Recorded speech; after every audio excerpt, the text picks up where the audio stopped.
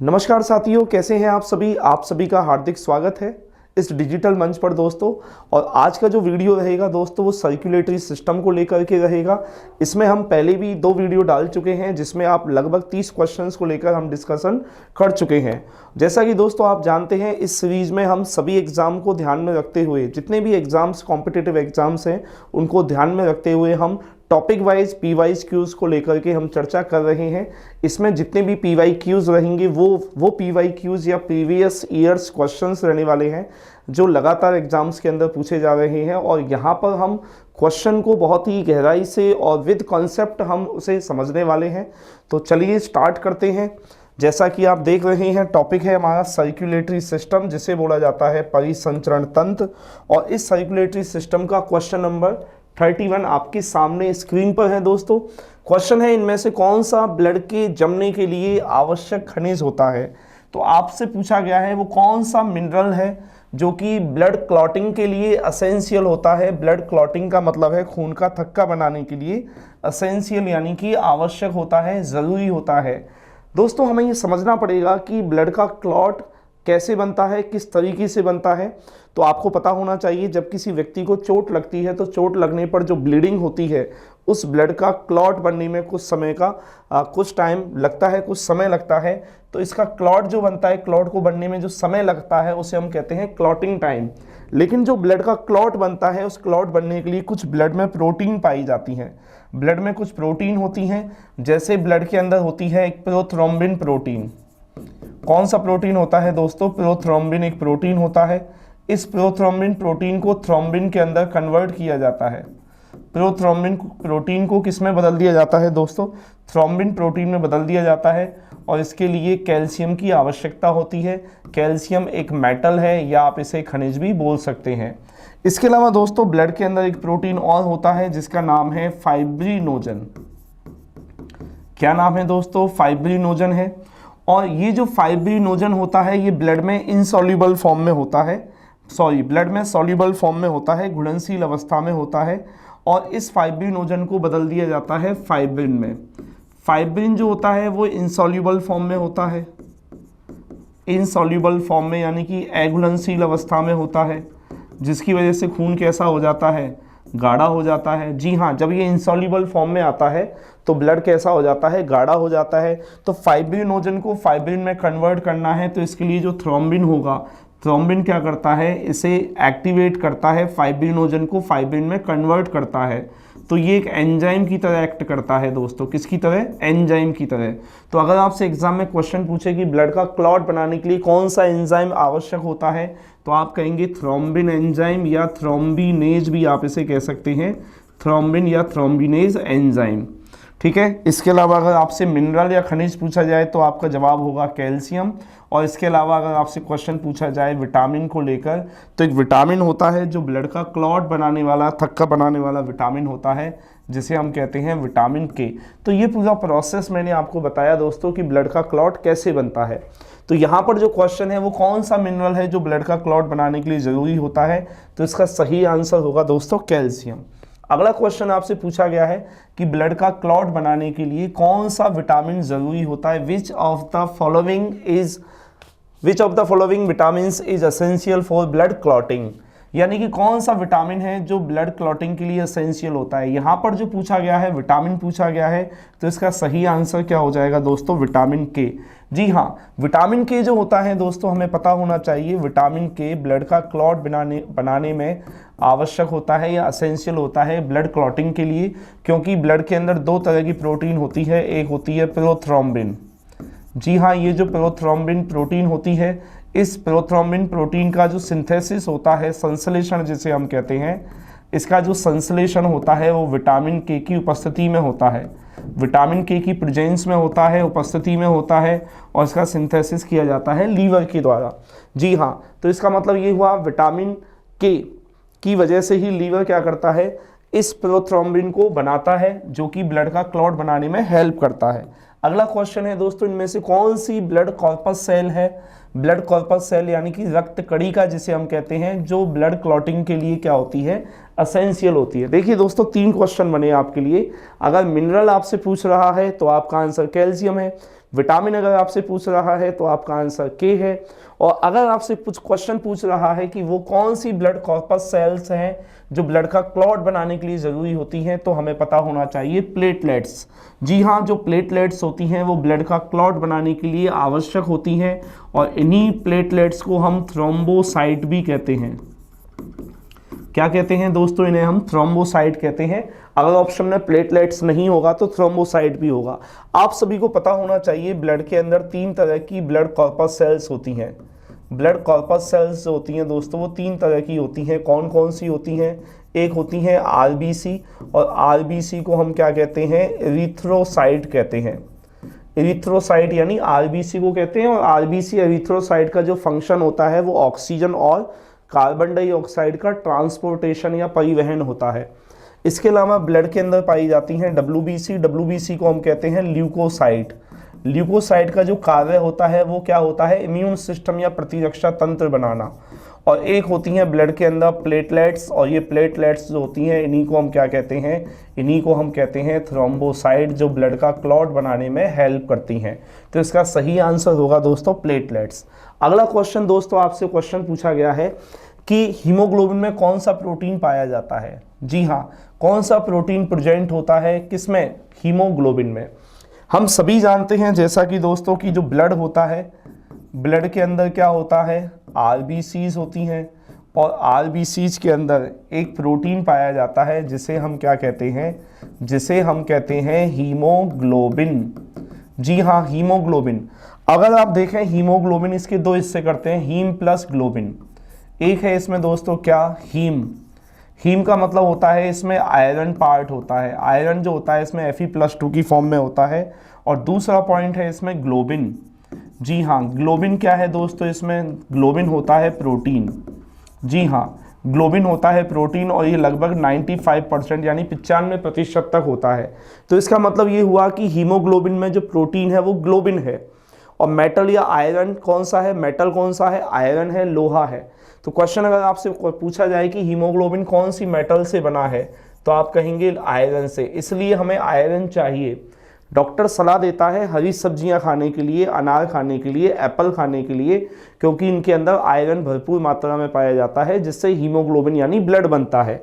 और दूसरा, globin protein ज़रूरी होता है हीमोग्लोबिन बनाने के लिए। तो यहाँ पर जो सही आंसर होगा वो क्या होगा? ग्लोबिन। तो हीम क्या है दोस्तों? हीम होता है आयरन पार्ट हीमोग्लोबिन में। और ग्लोबिन क्या है? ये है प्रोटीन भाग। क्या है दोस्तों? ये प्रोटीन भाग है। और एक ग्लोब्यूलिन भी है दोस्तों। ये ग्लोब्यूलिन किस में पाई जाती है? ये प्लाज्मा के अंदर पाई जाती है। हाँ जी, ग्लोबिन और ग्लोब्यूलिन अलग अलग प्रोटीन है। ये प्लाज्मा में पाई जाने वाली प्रोटीन है, और जो कि क्या बनाती है? एंटीबॉडी बनाने का काम करती है। ग्लोब्यूलिन यानी एंटीबॉडी बनाती है। एल्बुमिन प्रोटीन भी दोस्तों किस में पाई जाती है? प्लाज्मा में पाई जाती है। और प्लाज्मा में सबसे ज़्यादा यानी सर्वाधिक पाई जाने वाली प्रोटीन कौन सी है? एल्बुमिन है। तो प्लाज्मा में सबसे ज़्यादा एल्बुमिन प्रोटीन होती है। ये भी क्वेश्चन है, ध्यान रखें। क्वेश्चन पूछेगा कि प्लाज्मा में सबसे ज़्यादा कौन सी प्रोटीन पाई जाती है? एल्बुमिन। और हीमोग्लोबिन में ग्लोबिन प्रोटीन पाई जाती है। अगले क्वेश्चन पर चलते हैं कि सर्प जो होता है, स्नेक जो होता है दोस्तों, उसका जो हार्ट होता है वो कितने चैम्बर में बटा हुआ होता है? क्वेश्चन आपसे पूछा गया है। Snake has a 3 chambered heart. जी हाँ, 3 चैम्बर्ड हार्ट पाया जाता है स्नेक यानी सर्प के अंदर।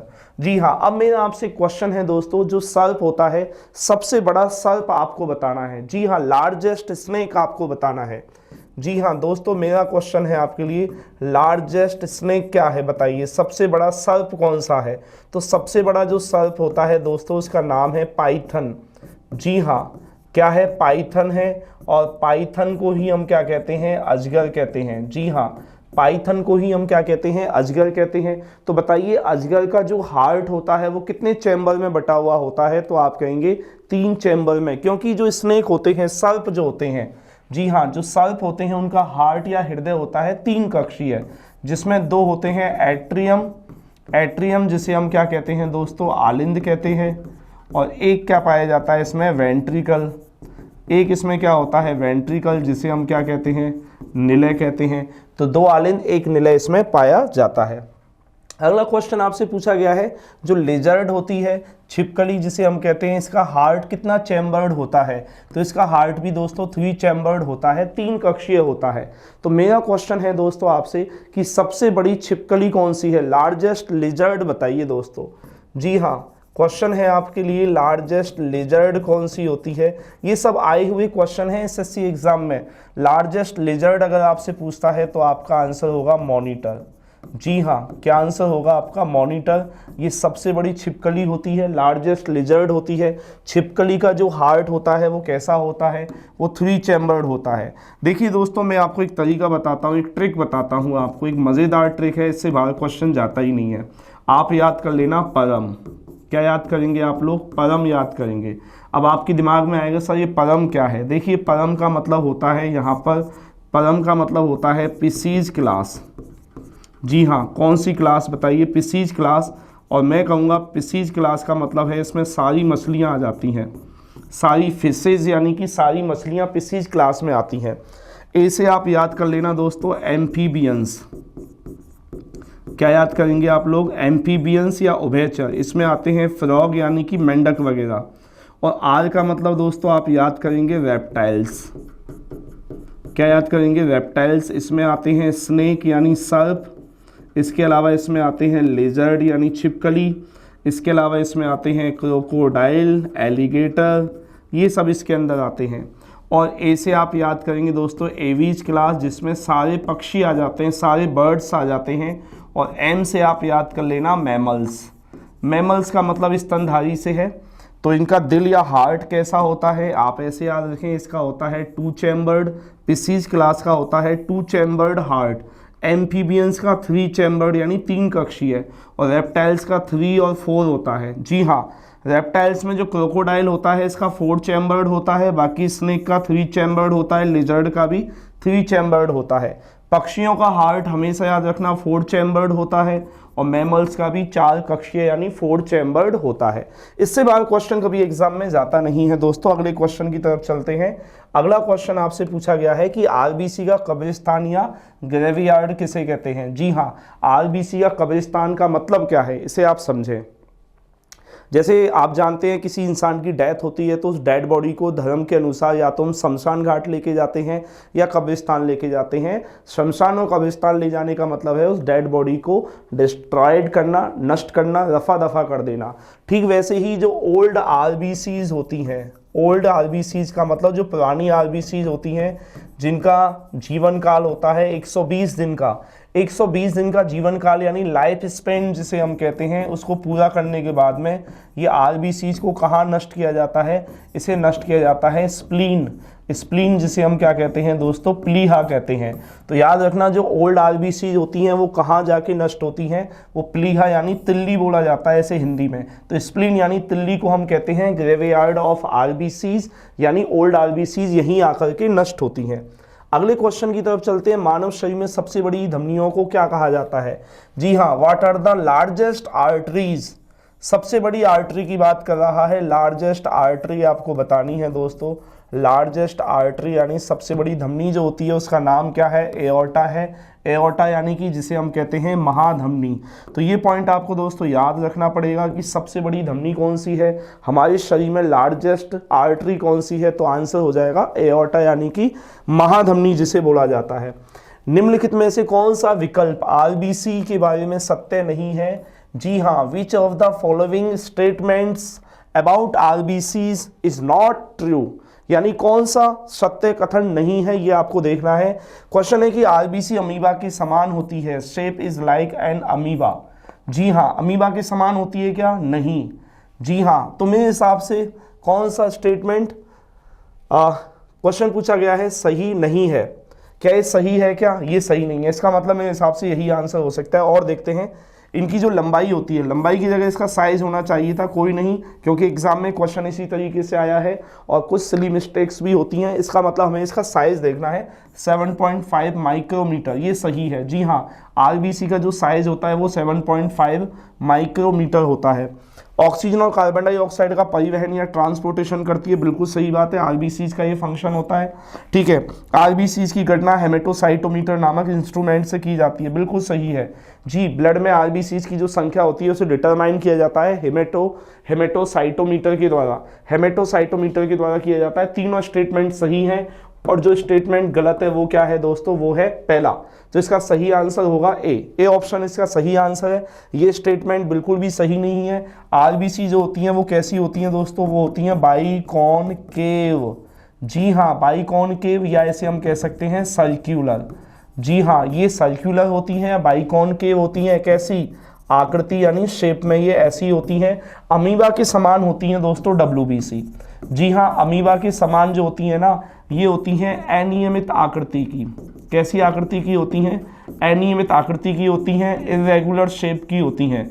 और इरेगुलर शेप का मतलब आपको पता होना चाहिए अमीबा के समान होती है, क्योंकि अमीबा की कोई शेप नहीं होती, कोई आकृति नहीं होती है। तो इसका सही आंसर ए है। अगले क्वेश्चन की तरफ चलते हैं। यदि किसी व्यक्ति में RH एंटीजन नहीं है, एंटीजन ब्लड की बात कर रहा है क्योंकि ब्लड के अंदर पाए जाते हैं एंटीजन, और एंटीजन के आधार पर ही हम बात करते हैं ब्लड ग्रुप को लेकर। जी हाँ, तो ये क्वेश्चन आया है ब्लड ग्रुप से। यदि किसी व्यक्ति के ब्लड में, यदि किसी व्यक्ति में RH एंटीजन नहीं है तो उसका RH समूह क्या होगा। सिंपल सी बात है, ऑप्शन पर चलते हैं। RH पॉजिटिव होगा, RH नेगेटिव होगा, AB होगा या O होगा। जी हाँ, अगर यहाँ पर RH एंटीजन नहीं है, RH एंटीजन क्या है दोस्तों, एब्सेंट है, अनुपस्थित है, तो उस ब्लड ग्रुप को हम कहते हैं RH नेगेटिव। और जिसके अंदर दोस्तों ये RH एंटीजन प्रेजेंट होते हैं, उपस्थित होते हैं, उसे हम कहते हैं RH पॉजिटिव। तो यहाँ जो ऑप्शन है उस ऑप्शन के हिसाब से हमारा जो सही आंसर होगा वो RH नेगेटिव होगा। वैसे दोस्तों आपको एक पॉइंट पता होना चाहिए, होता है universal donor. Universal donor blood group होता है जो आप सभी जानते हैं। यूनिवर्सल डोनर ब्लड ग्रुप जिसका नाम क्या है, O। जी हाँ, O है। इसमें एंटीजन क्या होते हैं दोस्तों, एंटीजन होते हैं इसमें एब्सेंट, अनुपस्थित।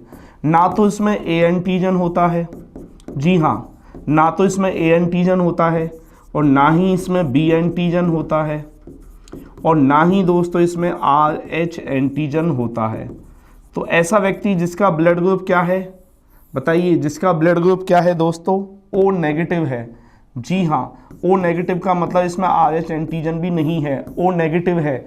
ऐसा व्यक्ति यूनिवर्सल डोनर या सर्वदाता कहलाता है। क्या कहलाता है दोस्तों, सर्वदाता यूनिवर्सल डोनर कहलाता है। तो ऐसा व्यक्ति जिसका ब्लड ग्रुप RH नेगेटिव में O है, ORH नेगेटिव है, इसका मतलब उसमें किसी भी तरह का एंटीजन नहीं है, ठीक है, उसे हम यूनिवर्सल डोनर कहते हैं। और इस क्वेश्चन का आंसर भी है। अगले क्वेश्चन की तरफ आते हैं। विवाह के समय, यदि विवाह के समय RH नेगेटिव माँ है और RH पॉजिटिव क्या है, फादर या पिता है, तो बच्चे के लिए कौन सी समस्या हो सकती है। जी हाँ, देखिए इस क्वेश्चन को आप ऐसे समझें कि प्रेगनेंसी के दौरान क्या प्रॉब्लम हो सकती है, पाई जा सकती है इस बच्चे के अंदर, यदि माँ क्या है, नेगेटिव है और पिता क्या है, पॉजिटिव है। जी हाँ, देखिए वैसे इसका आंसर जो होगा, इसका आंसर, सही आंसर क्या होगा दोस्तों, इरिथ्रोब्लास्टोसिस फीटेलिस होगा। तो देखिए क्या होता है, इसे हम कहते हैं RH इनकम्पैटिबिलिटी। RH इनकम्पैटिबिलिटी यानी कि RH असंगतता कहते हैं इसे। इसमें क्या होता है, अगर RH पॉजिटिव पिता होता है और RH नेगेटिव क्या होती है, माँ होती है, तो इससे क्या होता है, जब फर्स्ट प्रेगनेंसी होती है दोस्तों, फर्स्ट प्रेगनेंसी होती है, और फर्स्ट प्रेगनेंसी के दौरान यदि इस बच्चे के अंदर ये RH एंटीजन आ जाता है, RH एंटीजन आ जाता है, तो माँ जो होती है ना, बच्चे की जो माँ होती है, इस बच्चे की जो माँ होती है, उस माँ के शरीर में क्या बन जाते हैं, इस माँ के शरीर में बन जाते हैं एंटीबॉडी। क्योंकि माँ कैसी है दोस्तों, माँ है RH नेगेटिव, लेकिन बच्चे के अंदर ये एंटीजन आया, किससे आया, पिता से आया। तो बच्चे में ये एंटीजन जब आएगा तो माँ का शरीर नेगेटिव है, बच्चा किसके अंदर है, माँ के अंदर है, तो माँ का शरीर इसके खिलाफ क्या बनाएगा, एंटीबॉडी बनाना शुरू करेगा। लेकिन ऐसा कब होता है दोस्तों, ऐसा होता है फर्स्ट डिलीवरी के दौरान।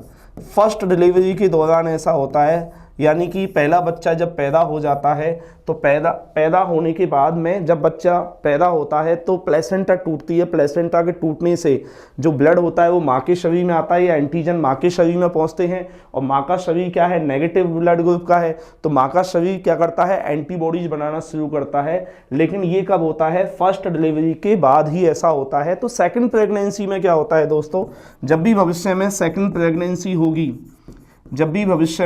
प्रेगनेंसी होगी तो इससे क्या होगा दोस्तों, इससे बच्चे में एक डिजीज होती है जिसे हम कहते हैं एरिथ्रोब्लास्टोसिस फीटलिस डिजीज कहते हैं। क्या कहते हैं, एरिथ्रोब्लास्टोसिस फीटलिस डिजीज कहते हैं, या इसे हम कहते हैं हीमोलाइटिक एनीमिया। क्या कहते हैं दोस्तों, इसे हम हीमोलाइटिक एनीमिया कहते हैं। यानी कि बच्चे को क्या हो जाता है, पीलिया हो जाता है, बच्चे में ब्लड की क्या हो जाती है, कमी हो जाती है, क्योंकि इसमें आरबीसीज क्या हो जाती हैं, नष्ट हो जाती हैं। और आरबीसी नष्ट होने का मतलब है बच्चे में ब्लड की कमी रहेगी, बच्चा सर्वाइव नहीं कर पाएगा, या तो बच्चा समय से पहले ही नष्ट हो जाता है। लेकिन याद रखना, फर्स्ट डिलीवरी के बाद, यानी फर्स्ट बेबी तो हेल्दी होगा, फर्स्ट बेबी के बाद में जितने भी बच्चे होंगे उनमें इस तरह की समस्या हो सकती है।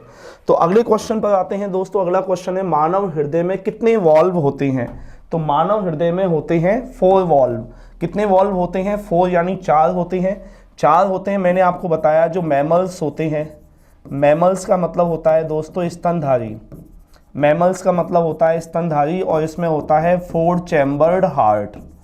कैसा हार्ट होता है, 4 चैम्बर्ड हार्ट प्रेजेंट होता है। इसमें 2 एट्रियम होते हैं, 2 वेंट्रिकल होते हैं। और मैमल्स का मतलब आपको याद रखना है, जैसे ब्लू व्हेल इसका एग्जाम्पल है, मैमल्स में आता है ब्लू व्हेल। डॉल्फिन इसी में आती है, डॉल्फिन है ना। बैट यानी कि चमगादड़ भी इसी में आती है, चमगादड़, जी हाँ चमगादड़ इसी में आती है, ब्लू व्हेल इसी में आती है, डॉल्फिन इसी में आती है। ह्यूमन यानी कि मनुष्य भी इसी में आते हैं, मनुष्य इसी में आते हैं, गाय भैंस भेड़ बकरी हाथी घोड़ा सब इसके अंदर आते हैं दोस्तों, है ना। तो ये एग्जाम्पल आप याद रखें। इनका हार्ट कैसा होगा, 4 चैम्बर्ड, क्योंकि जितने भी मैमल्स होते हैं सभी का दिल कैसा होता है, 4 कक्षीय होता है। अगले क्वेश्चन की तरफ आते हैं, हृदय की सबसे मोटी मांसपेशी किस कक्ष में पाई जाती है। In which chamber of the heart is the thickest muscles found. जी हाँ, इसका मतलब यूं समझें दोस्तों, हमारा जो हार्ट होता है वो 4 चैम्बर्ड होता है, ये बात सभी जानते हैं। कैसा होता है, 4 चैम्बर्ड यानी 4 कक्षीय होता है। इस तरीके से होता है दोस्तों, हमारा जो हार्ट होता है वो 4 चैम्बर्ड होता है। जी हाँ, ऐसे ये कहलाते हैं आलिंद यानी एट्रियम, और ये कहलाते हैं वेंट्रिकल। तो हमें ये पता होना चाहिए दोस्तों, ये जो राइट एट्रियम ये है, और ये लेफ्ट एट्रियम और वेंट्रिकल, ये जो होता है ना, ये जो हिस्सा होता है दोस्तों, ये क्या होता है, ये होता है लेफ्ट वेंट्रिकल। क्या है ये लेफ्ट वेंट्रिकल होता है, ठीक है। बायां क्या होता है, निलय होता है। तो इसकी जो मसल्स होती हैं वो मसल्स कैसी होती हैं, मोटी होती हैं, या कहें इसकी दीवारें मोटी होती हैं। तो इसका सही आंसर हो जाएगा लेफ्ट वेंट्रिकल यानी कि बायां निलय। और यहीं से दोस्तों हमारे शरीर के सभी अंगों के लिए प्योर ब्लड क्या होता है दोस्तों, प्योर ब्लड को क्या किया जाता है, पंप किया जाता है। प्योर ब्लड को पंप किया जाता है, और इसे ले जाने वाली जो ब्लड वेसल होती है, उसका नाम क्या है दोस्तों, उसका नाम है एओर्टा। एओर्टा का मतलब होता है महाधमनी। जी हाँ, तो महाधमनी क्या करती है, एओर्टा क्या करती है, प्योर ब्लड को लेकर के जाती है, किससे, लेफ्ट वेंट्रिकल से। कहाँ लेके जाती है, शरीर के अंगों में लेकर के जाती है। और इसकी जो दीवारें होती हैं, इसकी मसल्स जो होती हैं, दीवारें वो क्या होती हैं, थिकेस्ट होती हैं, या हम कहें मोटी और मजबूत होती हैं, ऐसे आप इसे समझें। अगला क्वेश्चन है, हृदय को रक्त की आपूर्ति कौन करता है। जी हाँ, आपको याद रखना है, which vessels supply blood to the heart itself.